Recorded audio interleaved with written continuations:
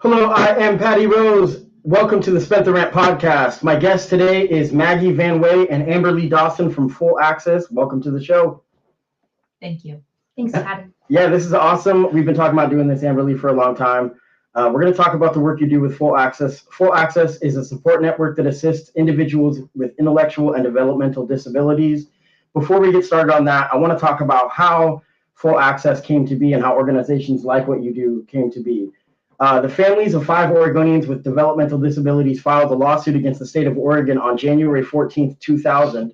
The lawsuit alleged that Oregon failed to offer services to adults with disabilities in the most integrated possible setting and failed to offer services with reasonable promptness.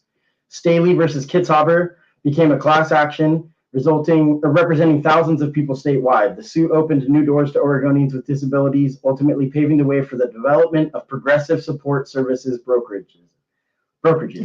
The suit was filed just 1 month before the closure of Oregon State's institution Fairview Training Center, and a settlement was reached in September of 2000.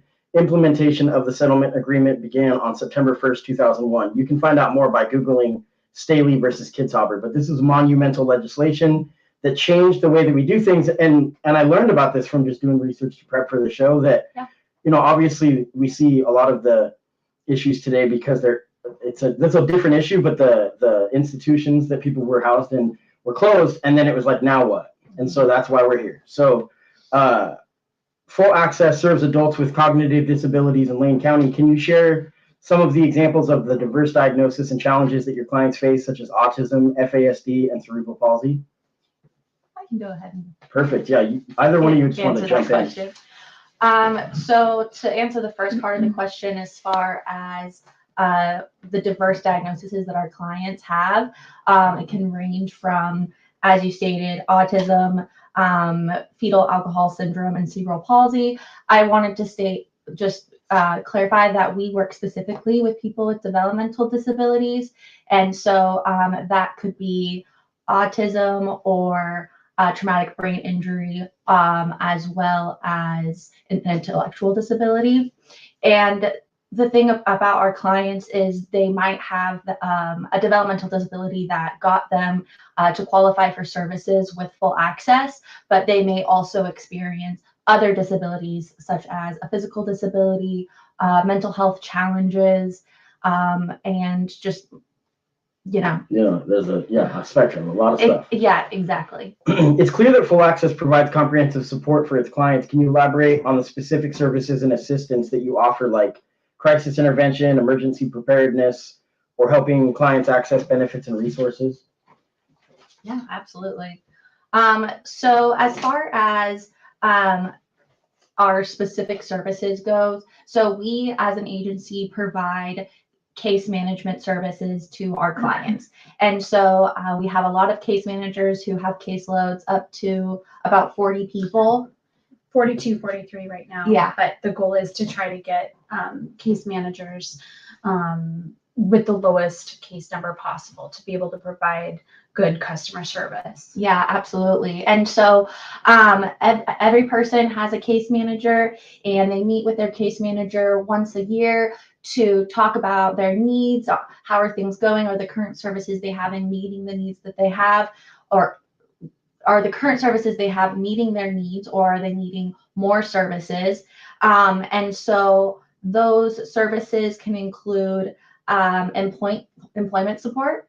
And so there's so many services just within that. So I'm just going to talk about one specifically, which is job development. Right. And so job development, if a client tells me, when I was a case manager, if they were to say, hey, I want a job, but I don't know how to get one and I need help. So I would refer them to a job development agency, and the people there would help them with their resume and prepare for interviews, apply to jobs. And then once they got the job, would help provide job coaching. So employment services is a huge one. And then we also have, we can pay what we call personal support workers, PSWs, to work with our clients. Basically, a more familiar term is caregivers. Mm-hmm. And so these PSWs are independent contractors with the state. They don't work for Full Access. They work for the client directly. Right. And it's a very individualized support based on what the client wants to do with that time with that person. Right. Like people sometimes can have a care provider that's their family member. Is that Yes, true? yes. So, and I know on your website, and we'll talk about this more and more as we go, but like people that have a relative that has, that falls under the guidelines of what, the clients that you help, they can go on your website to become a care provider. Is that true? Yes, absolutely. Okay. Yeah. Yeah. We're going to go into that and how people can apply. Yeah, that's kind of why I wanted to have you on, and why I do this show is because I wanted to do stories of the underrepresented of Lane County. There's so many services out there, but it's hard to navigate and find out how to find it. So for somebody, are you appointed to by the state? People can reach out to you directly. Is that how they find you, or is it through the state? Do you mean the clients themselves? Yeah, the clients themselves. You want me to? Yeah, you go ahead. So people can come into the front door. Like they can walk into the front door, they can say, hey, I have a disability. And we're not going to say we can't serve you, Well, sure. We can't Absolutely. support you. So in order to provide the supports for those clients, or for those individuals, I should say, is they need to be qualified. They need to have a documented disability. Right. So there has to be some documentation, some psychological testing, possibly not possibly, there is IQ testing, and there could be some other assessments that are done as well. But that is done through Lane County. Right. So Lane County is sort of like the gatekeeper. Like they receive the referral first, and then clients at that point have their choice of whether they want to go into like a brokerage system like ours, or whether they want to stay at Lane County. Right. And that's the thing I've heard, and we've talked about this on the podcast, how difficult it is to get on disability. I mean, we're talking, there's a spectrum of cases, obviously, because absolutely. with autism, it's a spectrum. There's people that are high function. I don't know the terminology. I'm just going to go for it. But high functioning that can work, can be, awesome part of the community. I mean, everyone's an awesome part of the community, first of all, but that can work, like you said, can have employment. So those people, it's harder to get sometimes disability. So those people they get the job and then they can't, there's reasons that they can't stick with it. And so I know that disability can be tough. That's a different conversation to have, and so if you feel like you or a loved one is disabled, start the process as soon as possible. With the county is kind of what I'm saying. I would definitely say too, with autism, that is a diagnosis we're seeing a lot more of, and autism is absolutely one of those diagnoses. It is very much a spectrum. Absolutely. And so, having a diagnosis of Asperger's or autism is a qualifying diagnosis for our services. Cool. Patrick, I did want to jump back just a little bit, because you asked a really good question. Your lead off question was excellent about the diverse diagnoses and challenges, and how we go about assessing and understand those clients' needs. And first and foremost, we acknowledge our clients as being human beings first. We use the term clients pretty heavily, but they're absolutely human beings first. Absolutely. And so we want to acknowledge and support that they are multifaceted individuals. They have many different layers to their lives. They're employees, that's parents. They have goals, they have dreams, and it's really exciting. And we are in a position to be able to help them to realize those goals and dreams. And it's exciting. It's exciting to see how those things can play out over the years. Like I've had some people on my caseload for more than 8 years, and I've seen them graduate high school and get their first job. And now it's really great. It's good, because being with the same people and seeing them go through the complications and challenges of life that I go through. Sure. And it's amazing. It's all about structure. Really it's like for everybody, it's just finding structure and stability, and so sometimes we need assistance. I think every one of us needs assistance in that. So I need a lot of assistance. Yeah, right. No, that's what I'm saying.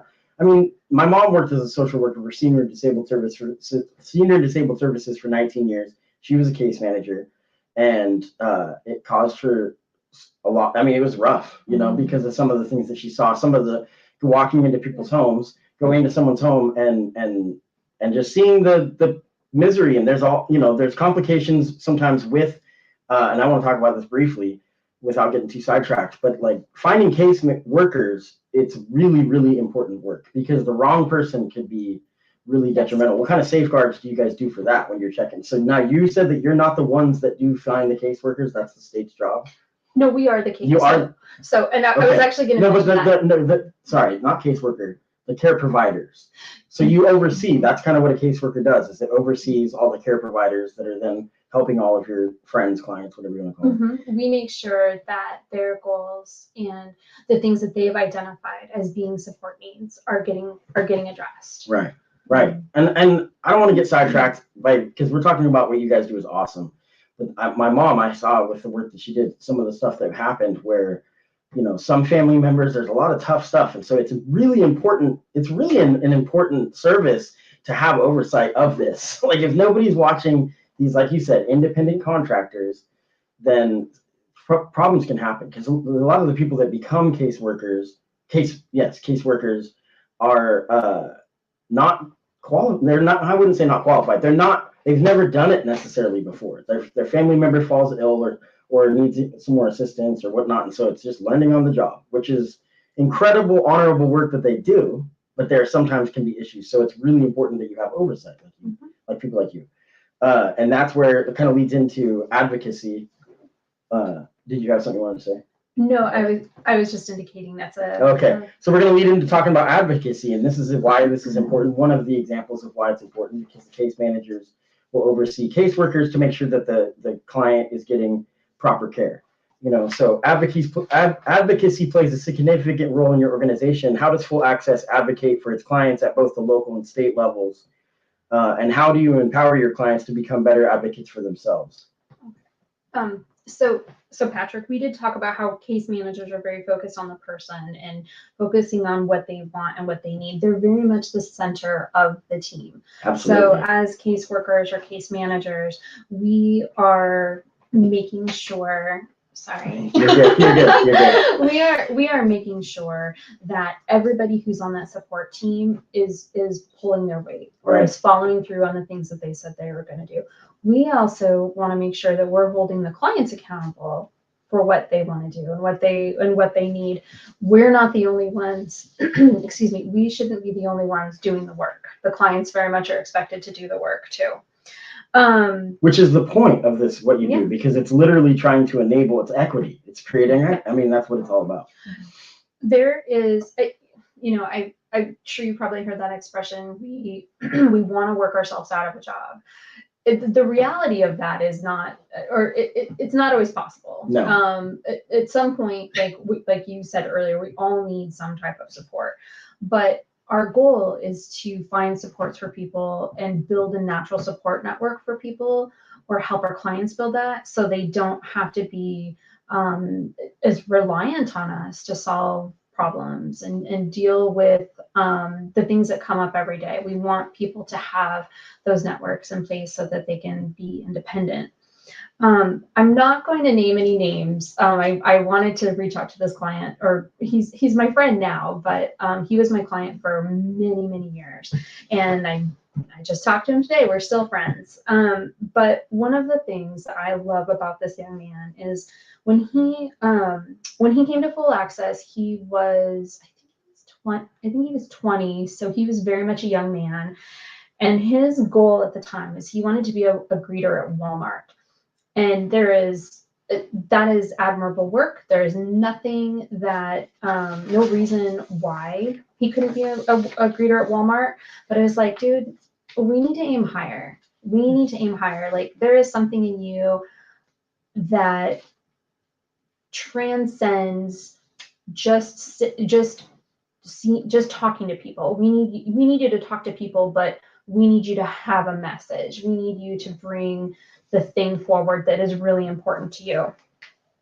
And now he works for the state, or excuse me, I'm sorry, he doesn't work for the state. He works for OTAC, which is associated with the Arc of Oregon.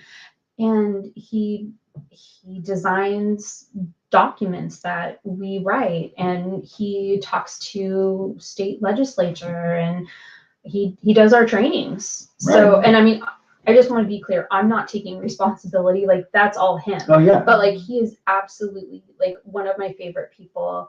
And when I think about like self-advocacy and what people can accomplish and what, not necessarily what they can accomplish, What's possible. but what's possible Yeah, for sure. them. And I'm probably going to want to talk about him later, but again, because he's so Yeah. awesome. But we just met a couple weeks ago, and we're making a plan for jumping out of a plane together. This is a young man who's he has cerebral palsy and he's in a wheelchair, and we're going to figure out what we need to do to work around. So that's another project for you, Maggie. Yeah. We want to film it. So let's talk about advocacy and what kind of, I mean, what is it that you do? That's, I mean, give me an example of how you feel like you can empower a client. Okay. That's Yeah. heavy, right? That is heavy. I think that in order to answer that question specifically, I'm going to go back a little bit to the services that we offer. So a big thing is when I was a case manager, I'm not anymore. I am now the community community engagement and development coordinator. And so, but when I was a case manager and I was introducing myself to my clients, I would say, how are you? Do you need anything? And I would have all of their documentation and case notes in front of me, seeing, where they left off with our last case manager. And they would say a lot of the time, no, I don't need anything. But I would see in the case notes that maybe that wasn't so true. Maybe they had just told their previous case manager that they needed help with transportation, and that it, based on the case notes, it didn't look like that had been completed before the previous case manager had left. And so I would say, well, do you need a bus pass? Right. Do you need money for Oregon taxi? Do you need a PSW? Or as I referred to them earlier, a caregiver to help you get in, access the community and run errands. And PSW is personal support workers, is that yes, correct? Yeah. And so basically offering, not just checking in, but actually reminding the client about what I can do for them and what is possible. And it might be something that we can't pay for. I didn't mention this before, but we're fully state funded. So we have a lot of rules of what we can and can't pay for. And so if a client was to say to me, like, I'm not feeling very good, I'm anxious every day, and I don't know what to do. Even though I can't pay for therapy, I can say, here's all these places currently that you can go to access therapy. And I've had people say, because mental health is complicated, maybe they aren't in the headspace to access that service. So I asked if I can, talk to their PSWs and say, hey, the next time you guys get together, can you help, this client access this service? Yeah. So that's a big way that we help clients or encourage them to advocate. I mean, I think awareness. I think just awareness of what's out there, the resources. And that's exactly, because I mean, one of the things my goal with this show is that I want people to, if they encounter somebody in their personal life or just in any setting in Lane County, that person is in need, that they could be like, I know where to turn to, I mean, shelter care is one that I focus on big time with helping the houseless community, because that's the number one issue in Eugene. So they're doing incredible stuff, and people get to be a part of the success stories of turning their lives around, and just not sometimes just getting on their feet, from the, because there's so many obstacles. Absolutely. Let's see. Did you have any? I was going to say, Patrick, that houselessness, that's actually one of the major barriers that mental health and just lack of access to mental health. It goes hand in hand, yeah. But houselessness and hoarding are two of the issues that we really struggle with. Hoarding, and I'm not an expert. I don't think I need to say that. And so, but this is a podcast, and so take that as you will. But hoarding, a lot of times I've seen with a good friend of mine, sorry. It's unplugged. your headphones. Hoarding is oftentimes like an abandonment thing, you know, and you know, so yeah, I'm sure that could cause a lot of problems. I had a roommate that was a hoarder. She kept things clean, but she could not get rid of stuff because she had been abandoned, you know, and that's a common thread. So yeah, people that's by no fault of their own. It's usually a parent or something happens from childhood trauma. Yeah. It's very much rooted in trauma. Yeah. Can't hear it. You'll be fine.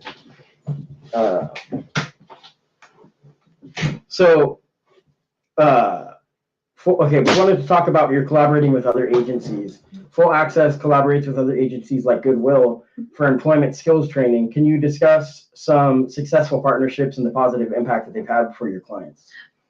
We have lots of good partnerships. So it's one of the things I'm really proud of in the work that I've done with Full Access in the last 13 years is building and maintaining some of those relationships. I'm gonna go ahead and name drop Goodwill. Sure. Because Goodwill it's a very recognizable agency. People know Goodwill. I go to Goodwill once a week. I love Goodwill, but they provide a variety of different job coaching services and job development services, which sorry, I almost called you Mandy. Maggie talked about earlier. And so when an individual has a goal or they have a work goal that they've identified, maybe they want to work in the community, they're just not ready yet. And so Goodwill gives them an opportunity to get some behind the scenes. It used to be called Sheltered Workshop Experience. It's not Sheltered Workshop anymore. It's still very much considered community engagement or community work. So it's a good opportunity with people who are skilled in working with our individuals, and they know how to break down jobs into smaller steps. And we've worked with Goodwill for a long time. Yeah, Goodwill is just known for being one of the bigger employers of people that experience exceptionalities. You know, so that's huge. And obviously you can pop some tags and you can get some cool gear there too. So it's true. And that's something that is something that we can pay for. You know, we can pay for job coaching. We can pay for the support that goes into helping somebody find employment that's competitive and employment that's meaningful. That's gotta feel super good when you help someone get a job, because I know that the conservatives listening are going to get excited, because when you can have work is just it's the biggest enabler, steady job, I mean, and so, and people want to act like there's the people that, I don't want to get into that. Anyway, that's a whole different political topic. Yeah. They also get work incentive or tax incentives. Yeah, no, it's really awesome. And I used to work at the barber shop by Fred Meyer on West 11th, and there was a couple of people that, special needs that worked in the Cannes area specifically that I remember that were just hilarious. That they brought so much joy every time I would talk to them. Yeah. And and like you said, I like how you said that they can find ways to slow it down or to break down the steps so that you can just focus on this one thing at a time, and then we'll get the job done. It's just some people just need a little bit of assistance there too. So, and I was just gonna say too, if we can't pay for a service, then if we do what we can as case managers, but very much behind the scenes to find a resource or a source of support that can help with that. So, so it's not just like the agencies like Goodwill, but Catholic Community Services is an agency that we work with a lot. We do referrals, and referrals basically, meaning like checking in with other places to see if there's, some way that they can help to fill a gap. Right. And Catholic Community Service has done a lot for us. They've paid for birth certificates. Yeah.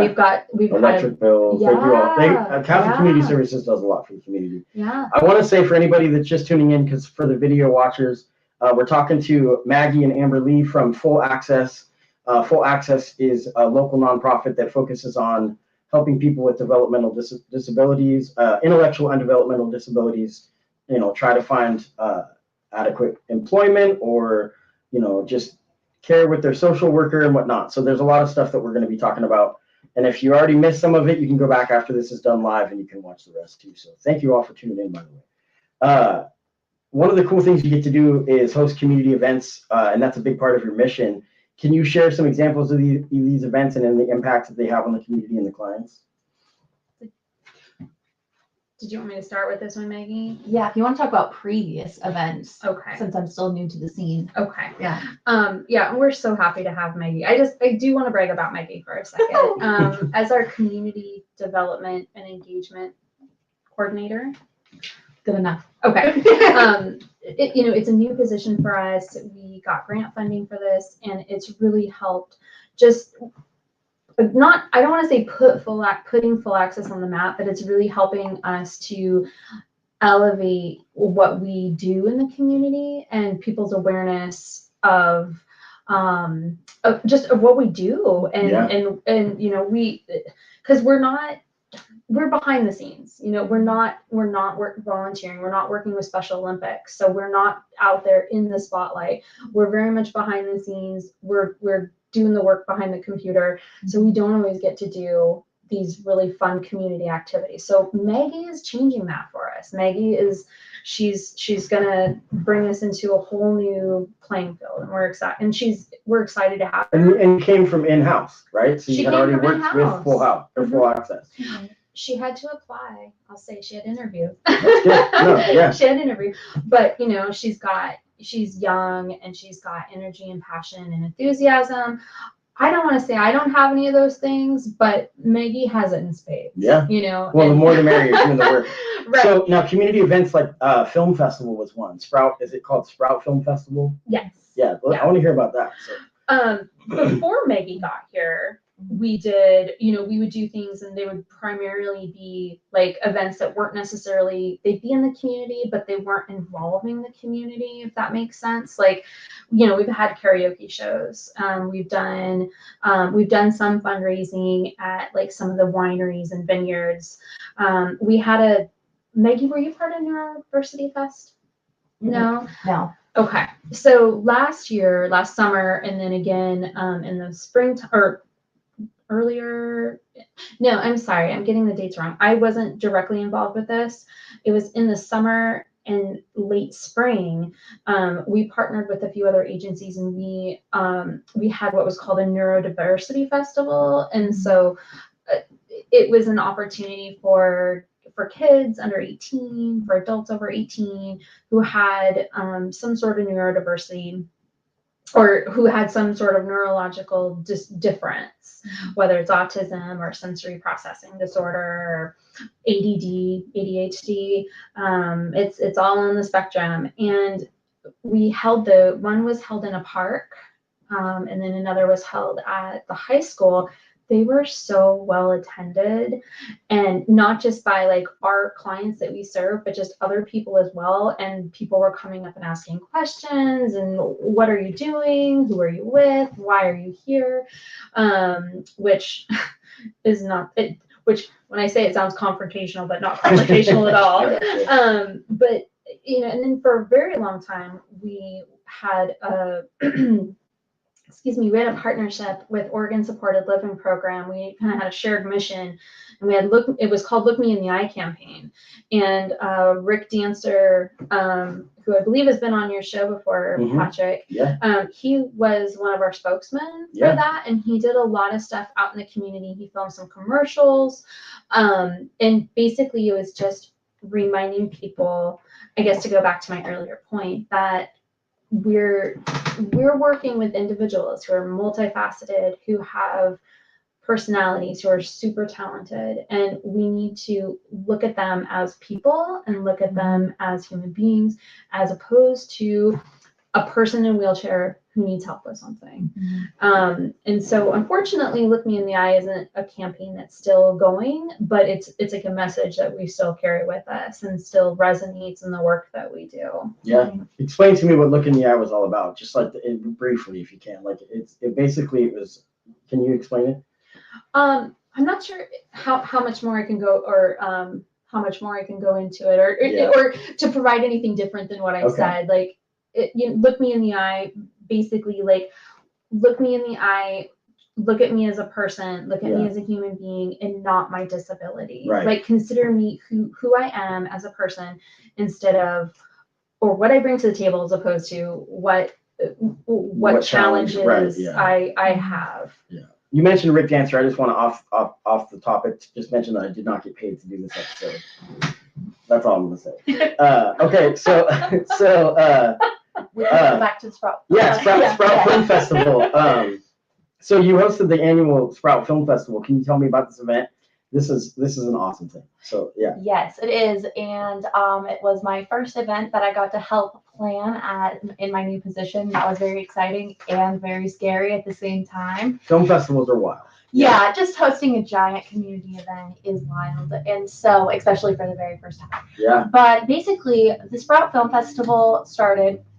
Well, they're their own independent thing. You know, they have sproutflix.org, I want to say, where they have over 280 titles with films created by and starring people with disabilities. That is so cool. It is very cool. Yeah. And so the Sprout Film Festival, whether it's Full Access holding it or Sproutflix or some other agency, what it's all about is featuring films like I said, created and starring people with disabilities. And so this summer we held it at, I think it was the first one since COVID. It's the first one since COVID. We took a break for a few years, but prior to that, it was an annual event. Yes. Yeah. Yeah. And so this was the first one in a while, and we held it at the Art Park of Lane County, which if you haven't been there, it's amazing. It's phenomenal. It is. It's amazing. They put their like everything into it, and it's still working. Like they are going to expand even more.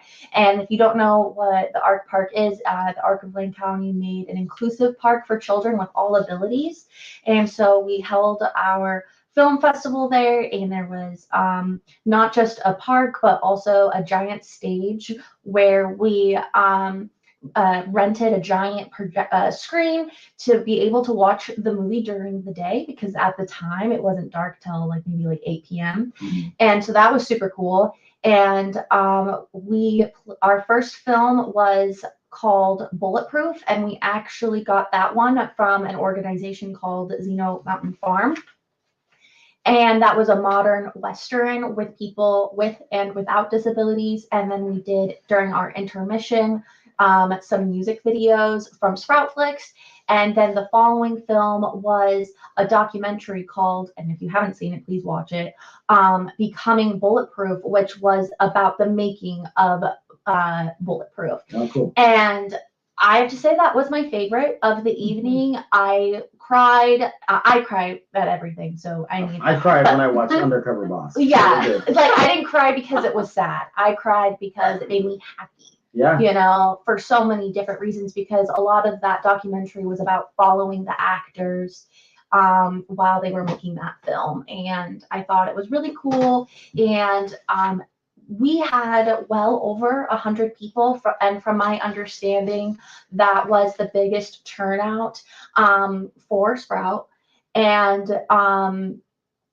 a lot of the people there weren't a part of Full Access at all. They were people in the community. And a big thing that we're doing with my position, like Amberlee touched on, is letting the community know that we exist and what we're doing. Yeah. We want them at our events. And it's not just, like I said before, we're fully state funded. So it's not just so they will, purchase things and give us money. It's because we want them to be a part of our message. And there's education, Exactly. and I mean, the one thing about Lane County that's amazing is there's a ton of people that are here for it, that are here for the people that just need support in any possible way. They're here for it. They want to make sure that they know that, I'm here for it.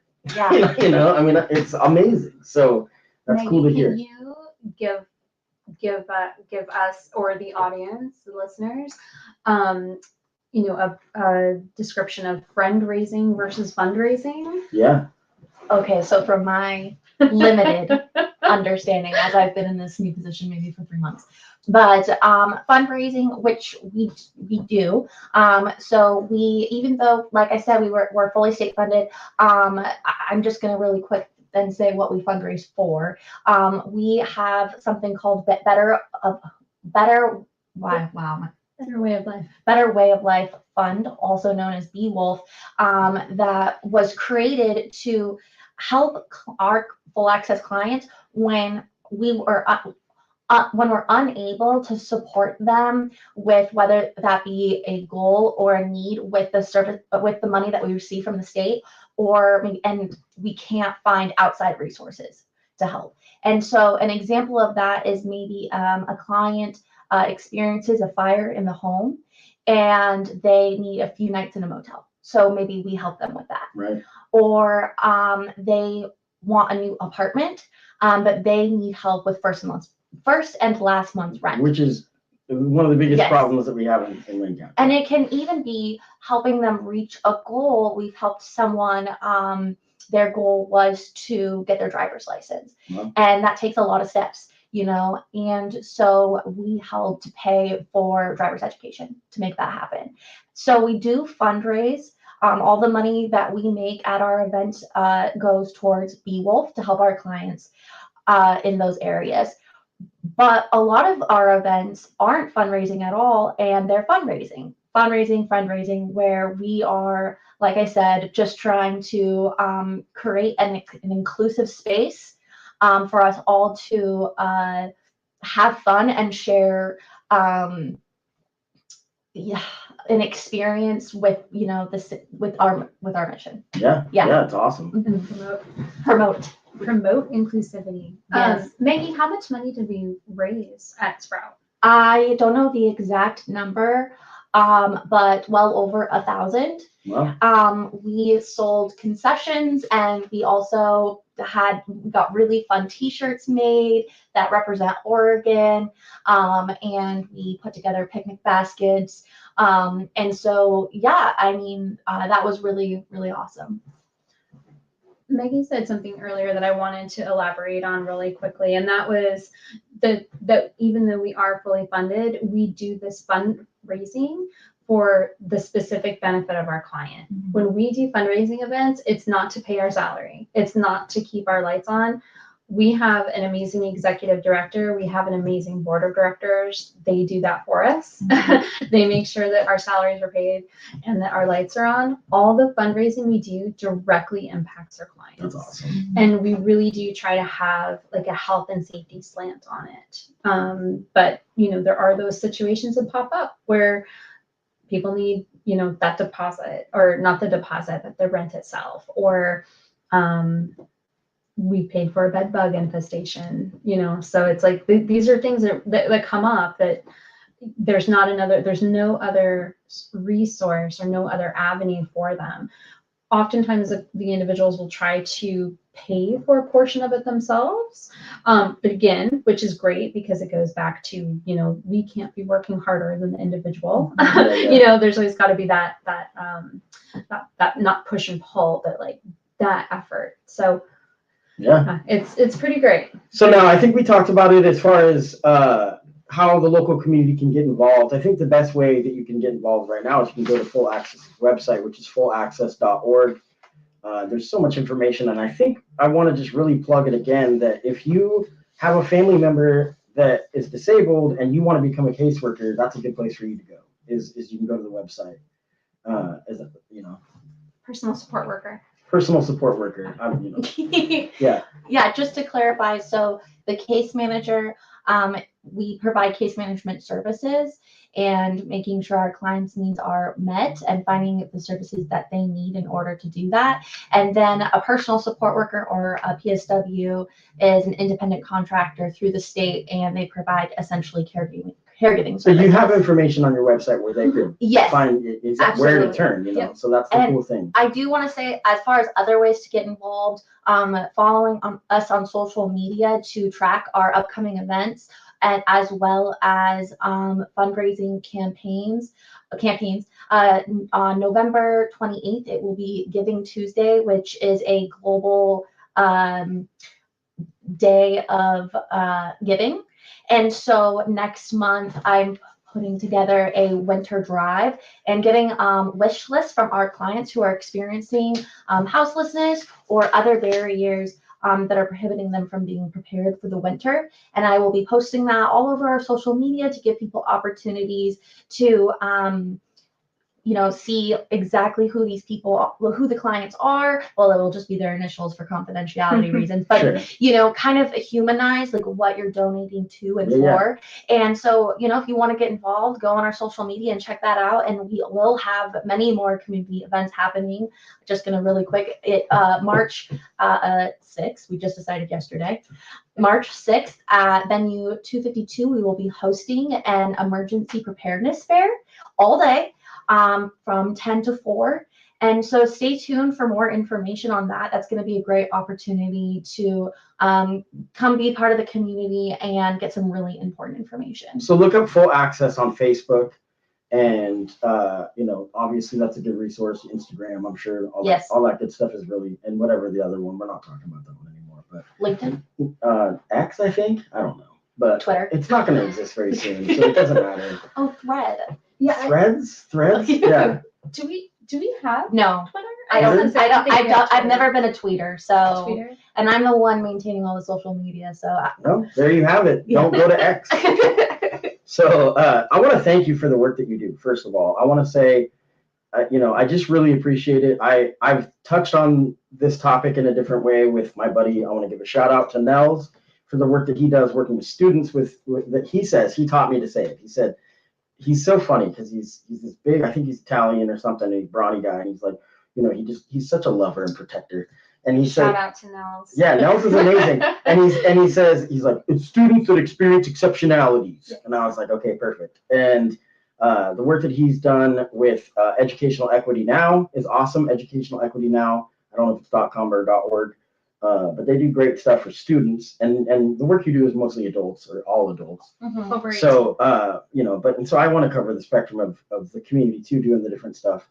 Nels will take his people in his world that he works with to a basketball game every year. And he does a lot of, I think that's funded by ARC.